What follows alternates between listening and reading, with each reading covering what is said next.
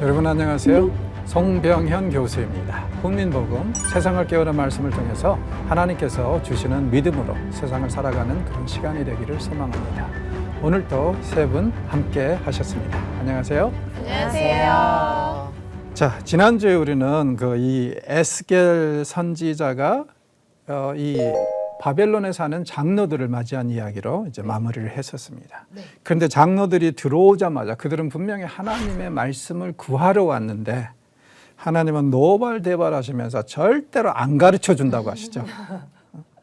그렇게 이제 말씀을 하셨단 말이에요. 왜 그랬냐면은 그들의 삶이 그동안에 지금 바벨론에 끌려와서 살았던 삶이 결코 그렇게 경건한 삶은 아니고 상당히 우상숭배에 빠져 있고, 그리고 이 다른 신들을 사모하고 이런 것들이 쉽게 말해서 세상적인 가치와 기준대로 살고 있기 때문에 그렇게 이제 하신다고 말씀을 하셨어요. 자, 이 시간에는 그렇다면은 이 사람들이 우상 숭배를 하게 된 것에 대한 어떻게 보면 역사적인 설명이라고 할까요? 네. 그걸 이제 좀 짚어보도록 하겠습니다. 이런 질문을 제가 드릴게요. 이스라엘이 이집트에서, 그러니까 출애굽하기 전이죠. 모세를 통해서 이집트에서 우상을 숭배했을까요? 안 했을까요? 했다. 했을 것 같아요. 원석 형제는? 안 했을 것 같은데요? 자, 선지자들은 했다고 그럽니다. 사람이 하루아침에 바뀌는 것도 아니고, 게다가 이집트 같은 경우에는 특징이 뭐냐면은 뭐든지 신이에요. 풍뎅이도 신이고 여우도 신이고 늑대도 신이고. 그러니까는 이 우상 숭배에 익숙해져 있는 사람들이라 어느 날 갑자기 조상의 신이라는 여호와께서 오셔가지고 이렇게 하신다는데 믿업지가 못한 거예요. 지금 생각해 보니까요, 가나안 땅에 들어가서 농경을 시작하면서부터 비를 기다리고 이러면서부터 우상 숭배가 시작되지 않았을까? 다시 한번 물어봐 주시면 안 됩니까? 다시 한번 물어볼게요. 이집트에서 우상 숭배를 했을까요? 안 했을까요? 100% 했을 겁니다. 아멘. 인간이 왜 신들을 숭배하게 됐냐면은 역사적으로 보면은 잘 먹고 잘 살려고. 그러니까 이집트에서도 분명히 먹고 사는 게 노예로서 얼마나 힘들었어요. 그렇죠. 그러니 조금이라도 좀 편안하게 해달라고 우상 숭배했을 겁니다. 그리고 선지자들은 계속 우상 숭배했다고 그러고요. 그럼 역사가 오래됐네요. 그럼요. 그 우상 숭배는 역사와 전통이 있습니다. 엄청나네요. 오늘 이 순간에 한 게 아니라 엄청난 역사와 전통이 있습니다. 그래서 이렇게 떼내버리기가 힘들었군요. 그럼요.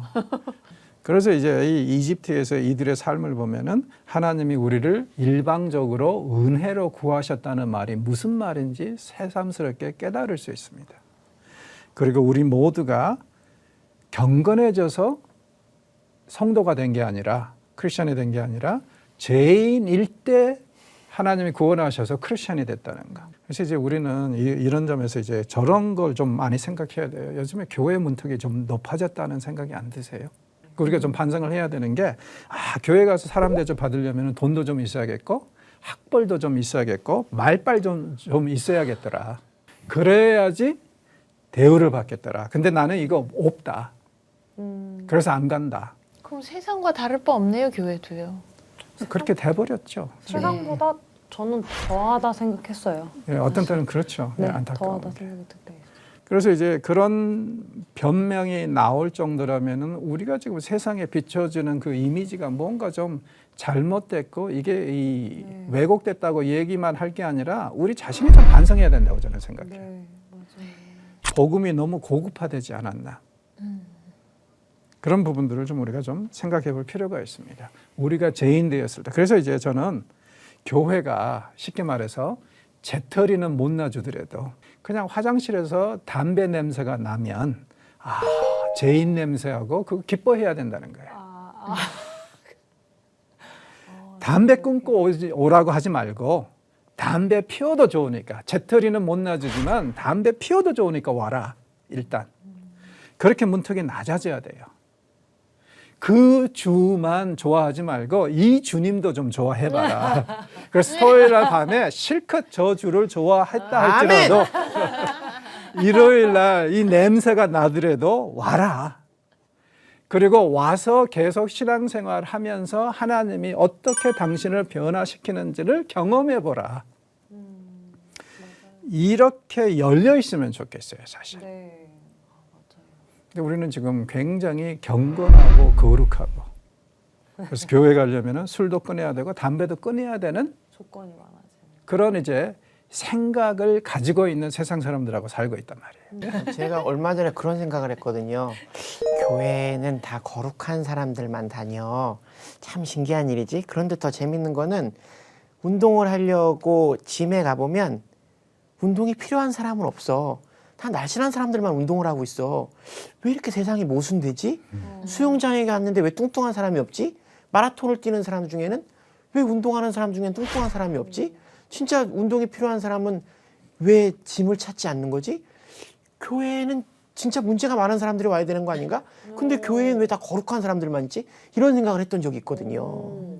근데 교회 거룩한 사람들이 아까 우리가 얘기했듯이 내 속에 내가 너무 많은 사람들이 너무 많아요. 근데 우리 크리스천들은 자칫 잘못하면은 겉으로는 드러나는 죄는 안 지을지 몰라도 속으로는 굉장한 이렇게 죄를 짓고 있는 사람들도 많아요. 그래서 우리가 좀 우리 자신들이 다 한때는 절망적이었던 죄인들이라는 걸 인정하고 좀 교회의 이 턱을 좀 낮췄으면 참 좋겠다. 왜냐하면 그리스도께서 저들을 위해서도 죽으셨잖아요. 그러니까 그런 면에서 좀 그렇게 했으면 좋겠어요. 왜냐하면은 하나님이 아브라함을 부르실 때도 이제 위경이라는 게 있어요. 성경에. 거기에 보면 아브라함의 아버지가 우상 장사를 했다고 그러거든요. 비즈니스를 우상 파는 비즈니스를 했어요. 근데 그런 상황에서 아브라함을 부르셨단 말이에요. 그러니까는 우리가 죄인이었을 때 부르셨다는 것을 인정하면 그리고 이제 이 이집트에서 이들이 우상 숭배했다는 건 전혀 놀랄 필요 없어요. 죄인일 때 부르셨으니까. 저 놀라서 우산 장사로 들었어요. 이집트 이전으로 가네. 아브라함 아버지까지가. 우상 장사라는 걸 했을까 지금 너무 놀래 잘못 들었나. 우상 장사, 그런 게 있다는 것조차 너무 놀라워요. 우상 백화점. 뭐 오늘날에도 가끔 가다가 좀 변두리로 나가면은 뭐 불상들 수십 개 세워놓은 네. 그런 데 있잖아요. 그러니까는 뭐 옛날이나 지금이나 아브라함의 아버지가 그거였어요. 우상 장사. 데라가 그랬다는 얘기가 이제 있는데 그거는 이제 위경. 네네. 우리가 정경으로 인정하지 않으니까 사실 여부는 확인할 수 없지만 그러나 왠지 그랬을 것 같아요. 네. 왜냐하면 기드온의 아버지도 바알 제사장이었잖아요. 맞아요. 그러니까 하여튼 그러면은 이스라엘이 그 이집트에서 우상을 숭배했단 말이에요. 네. 네. 모세를 통해서 구원하셨어요. 광야에 나갔어요. 자, 그러면은 광야에 나가서는 우상을 숭배했을까요, 안 했을까요? 우상 숭배 했다. 했죠. 어떻게 하세요? 그냥 맨날 했을 것 같아요. 안 했지요, 안 했지요.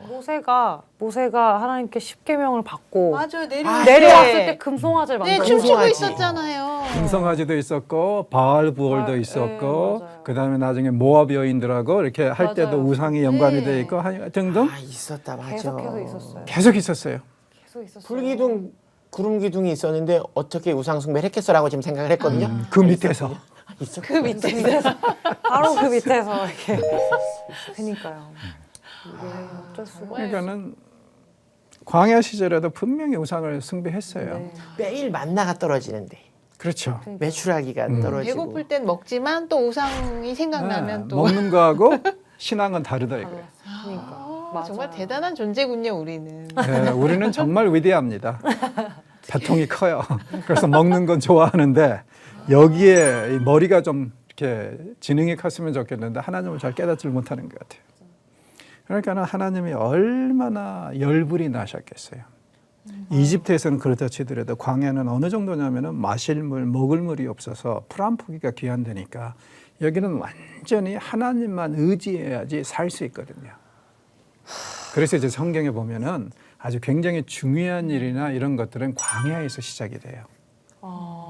세례 요한도 광야에서 사역을 시작하고 예수님도 사역 시작하기 전에 광야로 나가죠. 왜냐하면은 광야는 하나님을 의지하지 않으면 살 수가 없는 데라. 그래서 시작할 때 광야에 나가서 그렇게 이제 하는 겁니다. 그런데 이 사람들이 광야 40년을 살면서도 깨닫지를 못해요. 대단한 존재네요. 인간이 참 대단한 존재예요. 대가리가 단단한 존재들이죠. 야, 정말 대박이다. 진짜로. 와. 근데 그렇게 해서 이제 광야에서도 우상을 아주 계속 숭배를 합니다. 매일 하나님이 내려주시는 만나 먹으면서. 그러니까요. 만나 무슨 뜻인지 아시죠? 네. 이게 이게 뭐야? 뭐지? 네. 이게 뭐야? 이게 뭐지? 네. 자기네들도 몰라. 먹어보면서도 딱 근데 맛있어.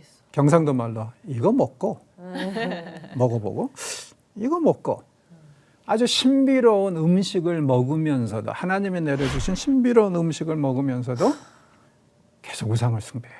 일종의 기적을 체험하는 순간에도 하나님을 믿지 못하는 거네요. 그렇죠. 그리고 뭐 이 바위에서 쪼개가지고 물을 내셨다고 그러잖아요. 네. 여러분 그게 어느 정도 물인지 아세요? 사람이 한 200만 명 되니까 마실 물만 해도 한 사람은 하루에 한 2리터 필요하다고 그러잖아요. 그렇죠. 그렇게 계산해 보면은 이 바위가 보통 바위가 아닙니다. 분당 6톤씩 물이 나와요. 폭포수처럼 확 터지나 보다. 와, 대박이다. 그러네요. 지금 생각해보니까 그냥 물이 나온다 그래서 저도 줄줄줄 상상했어요 지금. 그러면은 이제 몇 명만 먹고 나머지는 목말라 죽죠. 분당 6톤씩. 그럼 엄청난 물. 아니 어떻게 그게 가능한지. 그걸 보면서도 우상을 따라가. 세상에 진짜. 자, 우리가 얻는 교훈은 기적은 사람을 변화시킨다 못한다? 못한다. 못한다. 맞아요. 기적을 매일 체험하면서도 이 짓을 하고 있어요.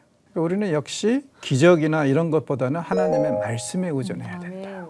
그걸 이제 우리가 확실하게 깨닫죠. 광야 시절 그렇게 힘들었어요.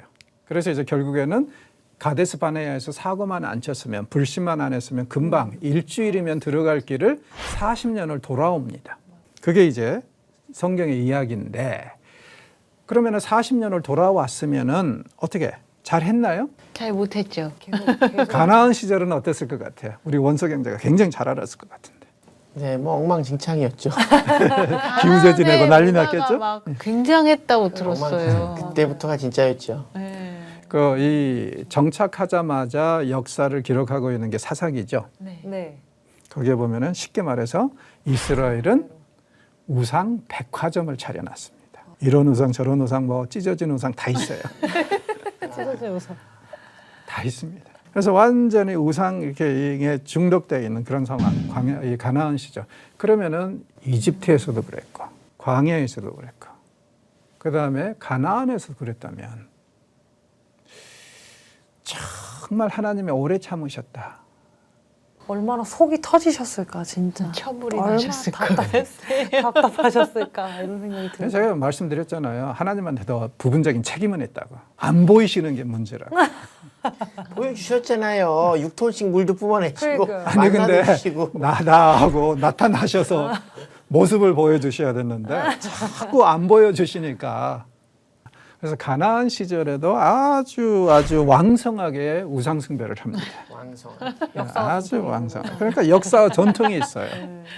자, 그러니 이런 상황에서 지금 장로들이 어떻게 보면은 우상 숭배를 하는 것은 이런 역사적인 맥을 이어가고 있다. 근데 이 사람들은 지금 어떻게 보면 자기 자신들은 역사의 산물이고 역사의 흐름에 따라서 그대로 움직이는 거라고 생각할 수도 있겠죠. 우리의 삶에서는 우리는 우상 숭배 안 하죠. 엄청나게 하는 것 혹시 같아요. 불상을 가져다 놓고 그런 건 아니겠고. 아, 왜냐면 우상의 개념이 우리가 잘 몰라서 그렇지만 하나님보다 먼저 두는 게 다 우상이잖아요. 그래서 저 항상 그렇게 생각해요. 매주마다 제가 우상을 만들어서 제 안에 두고 있다는 생각을 많이 해요. 항상 하나님보다 먼저 생각하는 그 수많은 무엇인가들, 제가 좋아하고 끌리는 것들, 그걸 굉장히 분리하고 끊어내려고 하는데 매순간 생기는 것 같아요. 솔직히 진짜요. 간단히 말해서 하나님을 자기가 생각하는 프레임 안에 가둬버리는 거예요. 맞아요. 자기가 생각. 그리고 삐져나오는 부분은 잘라버려. 그래서 이제 우리가 이런 면에서 위험한 게 뭐냐면은 크리스천들이 하나님에 대해서 말씀하실 때 무엇을 하시고 무엇은 할 수 없다 뭐 이런 얘기를 할 때 자칫 잘못하면은 내가 생각하는 신학 박스에 집어넣어 버릴 수 있거든요. 맞아요. 그럼 그건 우상이지 하나님이 아니죠. 조금이라도 성경이 제시하는 하나님하고 다르면 우상이고 그다음에 이제 두 번째는 아까 우리 장혜연 아나운서님이 얘기한 것처럼 가치관에 있어서 우선권에 있어서 하나님이 차지하셔야 될 자리를 다른 것이 차지하면 한국에서는 보니까 대표적인 예가 자식들이에요. 부모들한테. 그래서 자식이 우상이 되는 경우는 사실 별로 새롭지 않은 게 성경에도 나오거든요. 그래서 아브라함에게 이삭을 바치라고 하는 것은 이런 이유 때문에. 그러나 절대로 남편이나 아내는 우상이 될 수 없다는 것. 이건 뭐 이제 경험에서도 나오죠. 그래서 이제 나이가 좀 들면은 우리는 그 즐겨 부르는 찬송이 저런 거라 그랬잖아. 믿음이 이기네, 믿음이 이기네. 부부 사이에. 그렇게 이제 이 우스갯소리를 노래를 하는데 원리적으로도 신학적으로도 남편이나 아내는 절대로 우상이 될 수는 없죠. 왜냐하면은 아내들에게 그 남편들에게 뭐라 그랬어요? 아내 사랑하기를 그리스도가 교회를 사랑하듯이 하라. 우리가 아무리 아내를 사랑해도 예수님이 교회를 사랑하신 만큼은 안 될 거 아니에요. 그리고 여자들에게는 뭐라 그랬어요? 아내들에게는 복종하기를 죽게 하듯이 하라. 우리가 아무리 남편에게 잘해도 예수님께 하는 것 정도는 아니잖아요. 네. 그러니까 이론적으로 절대로 우리는 더 이렇게 아내나 남편을 우상화 시킬 수는 없어요. 현실 불가능. 네, 그리고 현실적으로 이제 자, 장 아나운서님도 좀 결혼하신 지 되고 나니까 현실감이 느껴지죠? 그러면요, 제 친구는 의리로 산답니다. 서로 버리지 네. 않기로 했대요. 의리로 믿음이 이기네 하면서 사는 거죠. 네. 그렇게 이제 그게 부부관계니까 부부관계는 절대로 이렇게 우상이 될 수는 없는 것 같습니다. 근데 다른 것들, 우리들이 가지고 있는 어떤 욕망이나 네. 이 우선권들 이런 것들은 언제든지 우상이 될 수가 있어요. 그러니까는 아까 제가 이제 그런 얘기를 했었잖아요. 겉으로 드러내는 죄. 이건 쉽게 포착이 돼서 그것만 죄인이라고 생각할 수 있는데 그게 아니라 사실은 이런 게 더 위험한 죄거든요. 마음속에 누구도 모르는 우리가 품고 있는 죄. 왜 이게 더 위험하냐면은 내가 어떤 생각을 가지고 있고 어떤 적을 가지고 있느냐에 따라서 가치관을 가지고 있느냐에 따라서 완전히 내 삶이 영향을 받지 않습니까? 그러니까 단순히 어디 가서 술 마시는 것으로 끝나는 게 아니에요, 이건. 모든 영역에 영향을 미치니까 마음에 품고 있는 죄가 우상이 더 큰 문제가 될 수 있어요. 그래서 이런 면에서 우리가 계속 날로 새로워야 되고 새롭게 태어나야 되고 그리고 가치관과 우선권에서 계속 하나님을 제일 먼저 두려고 노력을 해야 된다는 거죠. 우상 숭배에서 해방이 되려면. 그래서 결국에는 이제 하나님이 이렇게 너희들이 계속 우상을 숭배하니까 하면서 나머지 20장 45절에서 21장에서는요. 그들을 치는 칼. 그리고 이 칼이 다름이 아니라 바벨론의 칼인데 네. 칼이 무지무지하게 날카롭고 예리하다고 그러니까 완전히 살인 무기라고 노래를 하십니다. 분명히 바벨론의 손에 죽을 것이다. 심판이. 그리고 다른 방법이 없다. 왜냐하면 바벨론은 원체 강력한 군대니까. 이게 이제 21장 32절까지의 그 말씀이에요. 자, 이렇게 이제 마무리를 할 텐데요. 혹시 뭐 질문 하시고 싶은 말씀 있으세요? 저는 오늘 굉장히 무서웠습니다. 그러니까 장로들이 이스라엘 대표하는 우두머리일 수도 있지만 이들이 오히려 본인들이 가지고 있는 어떤 세력의 확장을 위해서 세력을 지키기 위해서 우상숭배를 권장하는 이들이 됐을 수 있다라는 생각을 하게 된 거예요. 그런데 거기에 있는 장로 중 한 명을 끄집어내오니까 그게 죄가 되는 거예요. 어떤 일을 할 때 사람들한테 제가 이렇게 하면 잘 될 거야. 야, 이렇게 하니까 나랑 같이 하자. 야, 이렇게 하면 이렇게 되지 않겠니? 제가 하나님의 영역에 앞으로 일어나지 않은 일들에 대한 것들을 자꾸 얘기하면서 나와 함께 일하기를 종용하고 있는 거예요, 제가. 이게 우상숭배가 아니고 뭐겠습니까?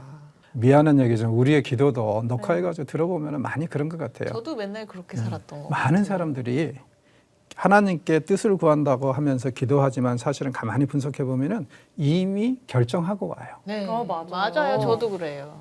그래서 결정하고 와서 거기에 날인 찍어주기를 바라는 거예요. 맞아요. 그래서 이제 조르지 뮬러라고 굉장히 그 이 유명한 기도에 대해서 많이 말씀하신 그 목사님이 그런 말씀을 남겼어요. 하나님의 뜻을 구하는 데 있어서 가장 어렵고 시간이 많이 걸리는 게 뭐냐면은 내 생각을 계속 부시고 버리는 거. 너무 힘들어요. 왜냐하면은 대부분 사람들이 하나님께 뜻을 구하러 왔다 하면서 이미 많은 것을 결정하고 왔다는 거예요. 네. 그래서 이제 그 부분을 정리하고 부시고 내버리는 게 가장 오래 걸리고 아프다. 맞아요. 진짜. 그런데 그 단계를 뛰어넘고는 절대 하나님의 뜻을 받을 수 없다. 맞아요. 그래서 제가 말씀을 볼 때마다 항상 저는 그 기도를 먼저 하고 말씀을 봐요. 왜냐면 제 안에 있는 생각과 의견들 때문에 제가 말씀을 보다 보면은 제 생각이 주입이 되니까 정말 하나님 뜻이 무엇인지 모르겠는 부분들이 너무 많은 거죠. 제 생각은 내 생각 좀 다른 것 같다. 약간 이렇게 보게 되니까 어느 순간부터는 제가 기도를 할 때 그 기도를 하는 그 순간부터 제 마음을 열고 찬양을 들으면서 마음을 열고 제 안에 있는 감정들이나 뭐 화가 나는 감정, 슬픈 감정, 그러니까 그 저에게 해당되는 그 모든 제 자아를 다 하나님께 내려놓고 정말 하나님의 음성을 듣고 내가 따르겠다라는 그 결단을 하면서 이제 기도를 하고 말씀을 보니까 확실히 하나님 말씀이 잘 들리는 거죠. 근데 이제 대신에 이제 그 과정이 전 되게 많이 힘들었던 것 같아요. 근데 그렇게 깨지면서 하나님 뜻을 더 알아가게 되는 게 이제 시간이 지나면서 내려오는 게 좀 빨라지더라고요. 그런 생각이 그래서 이 다윗과 요나단에 부서져야 하리, 한없이 깨어져야 하리. 그게 우리가 계속 기도할 때마다 의식해야 될, 하나님의 뜻을 구할 때마다 의식해야 될 그런 노래가 아닌가 그런 생각이 들 때가 있어요. 너무나 그냥 한 번에 탁 오늘 공부해서 느낀 점. 하나님의 위대하심보다 우리들의 그 죄성에 대한 대단함과 견고함에 너무 놀란 날. 역사와 전통이 있다. 네, 경고함. 어우, 예, 다음 주에는 우리가 이제 그 이 22장에서 17절부터 22장 17절부터 간단하게 또 정리하면서 쑥 넘어가도록 하겠습니다. 미리 좀 읽어보시면 도움이 될 것 같습니다. 수고하셨습니다. 감사합니다.